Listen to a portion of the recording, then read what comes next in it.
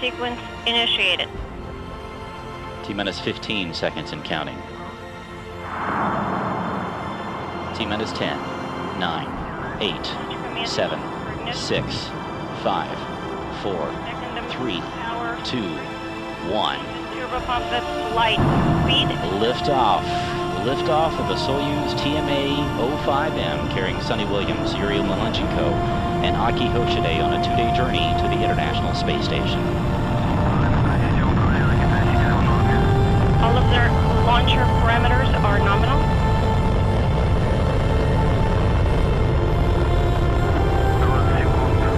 Seconds. First stage thrusters are operating nominally. Copy all, launch control, and we are fine. 30 seconds into the flight. Launcher parameters are nominal. Copy, launch control. 40 seconds into the flight. Everything's stable. Copy all. Copy, everything's in order on board.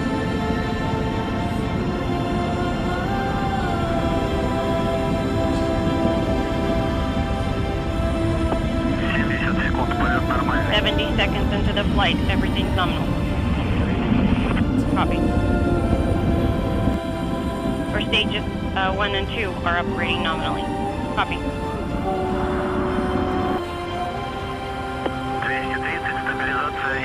230 seconds into the flight, vehicle is stable.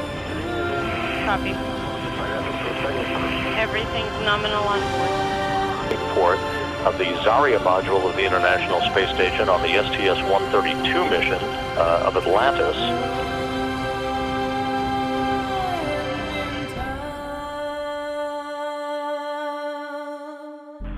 You can see the Core's automated rendezvous system, the crosshairs in this engineering view, just about perfectly aligned with the docking target on the Rassvet module. Rate is normal, standing by for contact, capture confirmed. Docking confirmed. Docking confirmed at 11:51 p.m. Central Time, 12:51 a.m. Eastern Time over northeast Kazakhstan.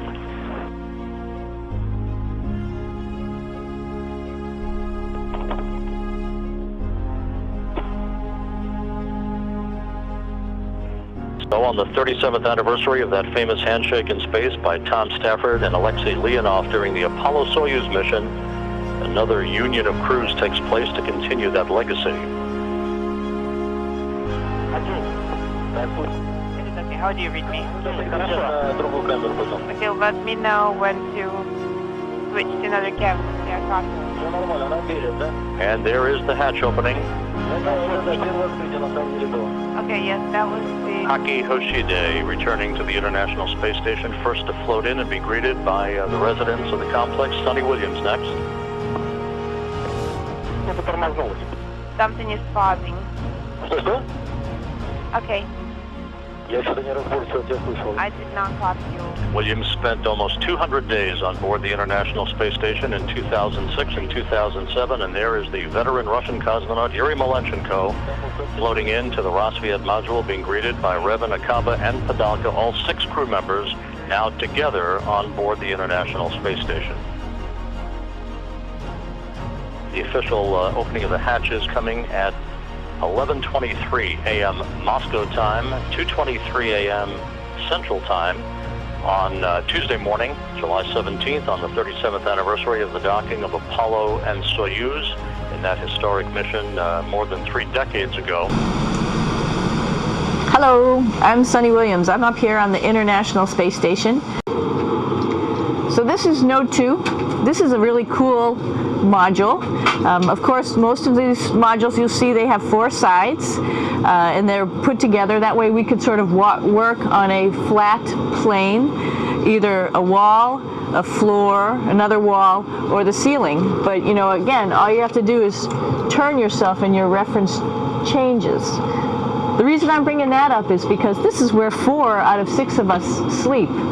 And so people always ask about sleeping in space. Do you lie down? Are you in a bed? Not really, because it doesn't matter. You don't really have the sensation of lying down. You just sit in your sleeping bag. So here's one sleep station right here. I'm going in right now. You can follow me if you want. So I'm inside. It's sort of like a little phone booth, but it's pretty comfy. I've got a sleeping bag right here that we sleep in, so we don't have sort of like a little bit of a cover. We don't fly all over the place. But you know, you can sleep in any orientation. I have it feeling like I'm standing up right now, but like you saw, I'm on the floor, but it doesn't matter if I turn over and I sleep upside down. I don't have any sensation in my head that tells me that I'm upside down, so it really doesn't matter. The sleep station is also like a little office. We've got a computer in here. As you can see, we've got a couple little toys. I've got some books. I've got some clothes and other things that make it sort of like home. I'm coming out. And just for reference, that's one sleep station. This one's another. Right here. There's one on the ceiling, if you want to call it. Right here.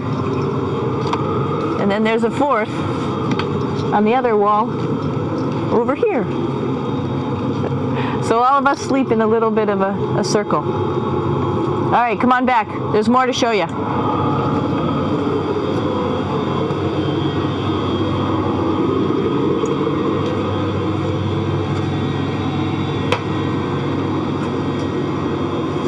Here we are in the U.S. laboratory. Again, this is a laboratory with science experience on all of the walls here, all sorts of stuff that we do.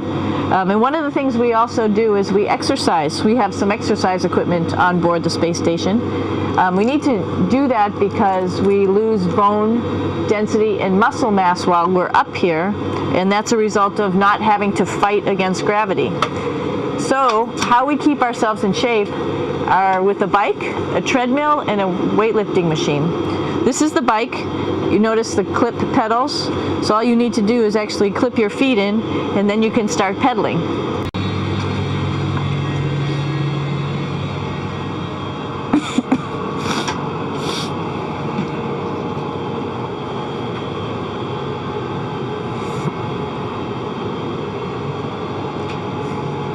Here's a pretty cool place. This is sort of like in your house where everybody meets in the morning. After you wash your face, brush your teeth, you want to find something for breakfast. And this is our kitchen. You might notice there's all sorts of foods here. It's like opening the refrigerator. You got all your different stuff that you want to have: drinks, meats, eggs, vegetables, cereals, bread, snacks. And that's a good place. That's where you find all the candy. Side dishes, and then some little power bars just in case. So we have all this type of food. Some of it is dehydrated, and so we have to hydrate it, fill it up with water. Some of it is already made, and then all we have to do is heat it up. So something like this, I'm pulling out barbecued beef brisket. Pretty yummy. Not only is this food made in the U.S., but we also have food here from Japan. We've got Russian food. As you can see, all these red containers are filled with food that's from Russia. And then we get some of our specialty stuff, some things that we like, some of our favorite stuff that your family can send up. In fact, I like fluffernutters, and so I got sent up some fluff so I could make my fluffernutter with peanut butter. So you have a lot of food up here, no problems.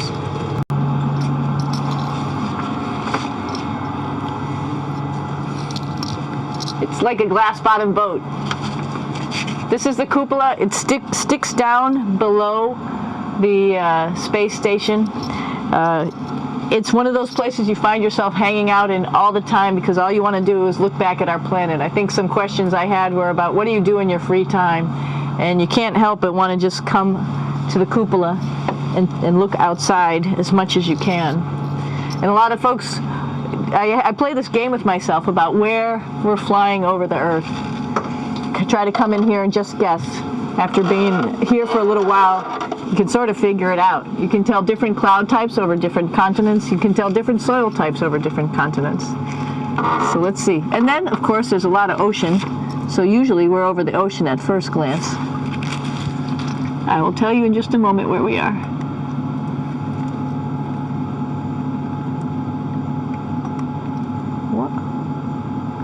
There we go.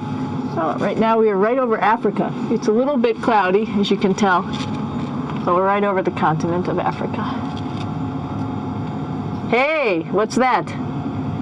I think that's a Soyuz spacecraft. That's the spacecraft that's taken us home to planet Earth today. Oh my gosh. We might have to go take a look at that. That's pretty cool. It's a little bit smaller than the rest of the spacecraft, the space station, so you'll see if we go there, it'll be a little bit more crammed. But we're going, you can look all the way back to the back of the spacecraft, which is where the Russian segment is, and then you could look all the way forward to the front of the spacecraft, where the Japanese laboratory, the European laboratory, and the American laboratory. Hey, one thing I didn't show you, or I talked about but I didn't show you, was the exercise, another piece of exercise device. This is what we call the ARED, and with this you can lift weights based on vacuum in these cylinders, just like you do at home at a gym. For example, if I wanted to do a squat, I could do it like this. Oops. I should need some weight on this thing. I'm not lifting with anything, so it's too easy. One of the cool things you could do things that you can't do at home. For example, single leg squats with just one leg, because the other leg, you won't fall over. So all sorts of stuff. You can also do bench press. We have a bench that we could add on here, so you can work on your beach muscles. I know that there's some questions about how to use the bathroom and how do you actually live in space like normal, like at home. I mentioned real quickly about getting up in the morning and brushing your teeth and washing your face. Well, how do you do that? Well, here is the bathroom essentially. You get up in the morning and we have a little kit, and it has all the essential things that you need, like your toothbrush and toothpaste and brush. See how much better the brush makes my hair look? I'm just joking. It still stands up straight. It doesn't matter where you are. It's always going to stand up straight while you're up in space. A lot of people ask about toothbrush and toothpaste.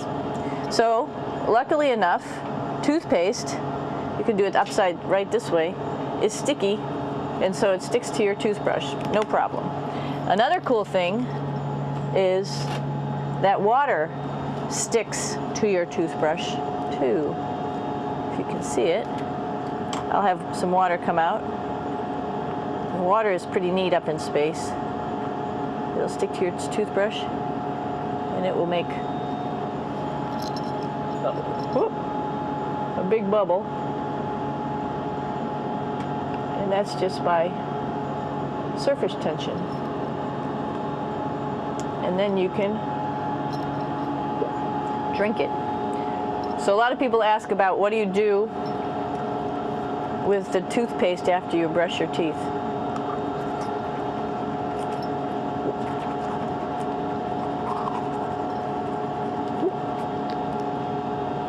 Two options. Swallow it, and it's sort of like mouthwash, but it tastes a little gross.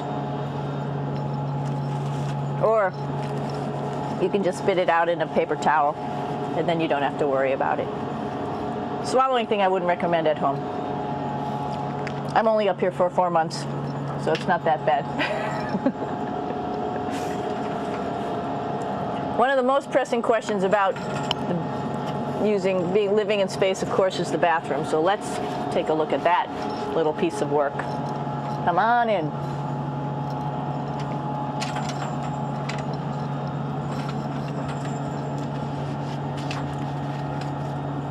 Here we are at the throne. This is awesome. You might see the little, you might have noticed the little moon on the outside. This is our orbital outhouse right here.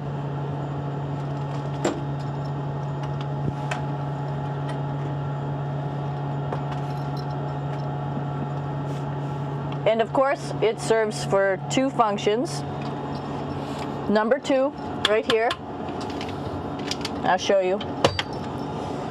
But you see it's pretty small, so you have to have pretty good aim, and you be ready to make sure things get let go the right direction.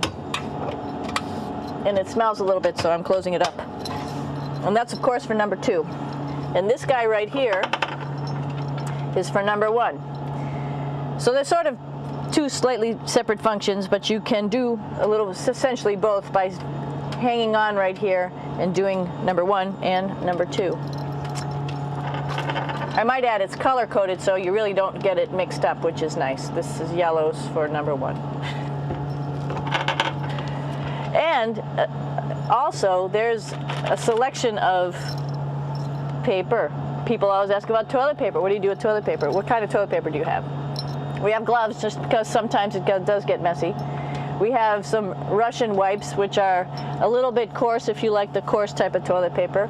We have some nice tissues, which are nice and soft if you like soft toilet paper.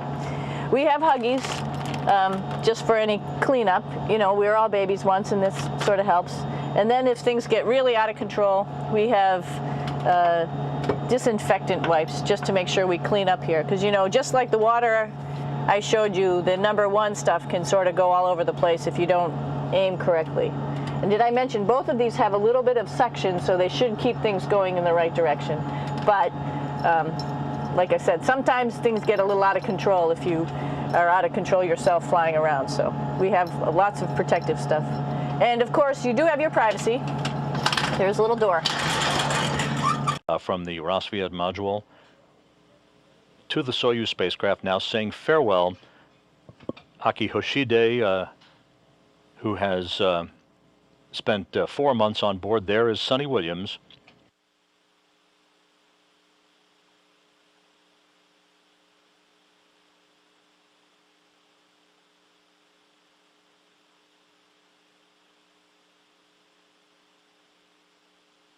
Yuri Malenchenko will come into the field of view momentarily.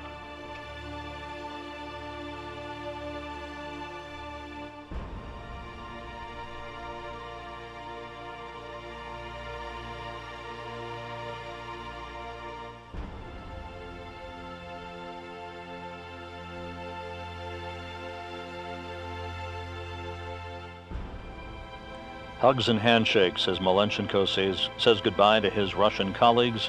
A final wave from the crew as they are now all inside the Soyuz spacecraft, ready to close hatches and begin all of the preparations for undocking that is scheduled 3 hours, 10 minutes from now at 4:26 p.m. Central Time.